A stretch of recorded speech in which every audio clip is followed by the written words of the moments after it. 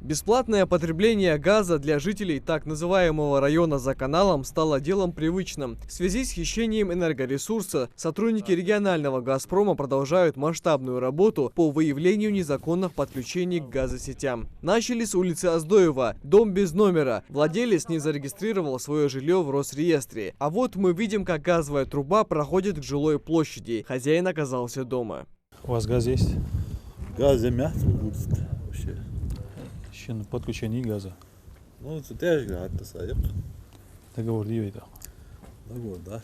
Хозяин домовладения своей вины не признает. Жалуется, что зимой холодно. Винит во всем газовые службы. Сегодняшний рейд несет профилактический характер. Сотрудники «Газпрома» разъяснили абоненту, каким последствиям может привести подобное воровство. 200-300 тысяч акш было, средний хат. Сколько дней акш, да? Дягон только да. Ну, суду от бегу хвосток. Ну, дягон только да. Цалж, мы чего только. Да, цалж. Сада оформимся, де. Тахан, Оформимся, де. Вода труп, а де хата сая азяш. Хаю жуара, пейт, да? Пойду сюда. цалж, мы чего да. Да, должен жуахас. Но газ оформимся, де. Ну, оформимся, де. Пройдя этот участок, комиссия отправилась на следующую улицу, Мальсагова. Газовики наткнулись на достраивающийся дом. На заднем дворе проходила газовая труба, подключенная кустарным способом. Где-то здесь проходит газопровод. И отсюда методом шлангового соединения протянули газ и подключились.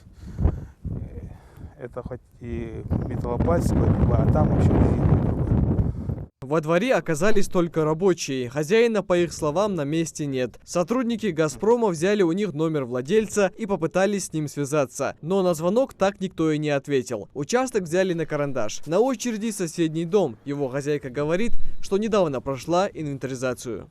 Счетчик мы его опломбировали. Акт инвентаризации составлен. Показания 1292 куба. По данным регионального газового поставщика, в этом районе выявлено около 1300 незаконных подключений. Более 700 из них отключили от сетей. Сейчас газовики проводят профилактические мероприятия, чтобы донести до жителей информацию о последствиях бесплатного потребления энергоресурса. Также напомнили о программе дегазификации, которая предусматривает подведение газа до границ земельного участка заявителя абсолютно бесплатно. Единственное условие – нужно зарегистрировать свою недвижимость. Тем, кто отказывается, придется либо жить дальше без газа, либо нести ответственность перед судом. Эта компания по постановке на учет потребителей, которые незаконно занимаются отбором газа, она будет продолжена и не остановится. Как бы мы того не хотели, как бы не сопротивлялись, либо добровольно, либо в принудительном порядке эта работа будет завершена. Тех людей, которые не хотят добровольно восстановиться на учет, ну, в первой части мы уже обошли их всех, по всем составлены акты самовольного подключения.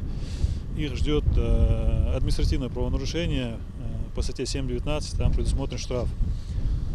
Вот, в скором будущем, да, ну, это уже практически работа ведется, мы активируем повторное подключение к газоснабжению, газовым сетям, а здесь уже, скорее всего, пойдут уголовные дела. Представители газовых служб напоминают жителям об опасности незаконных подключений к газу. Такая экономия часто оборачивается ЧП. Зафиксированы случаи взрывов, есть погибшие. Надо просто проявить бдительность и сделать все по закону. Микаил Тангиев, Адам Гулоев, Асхаб Билакиев. Новости 24.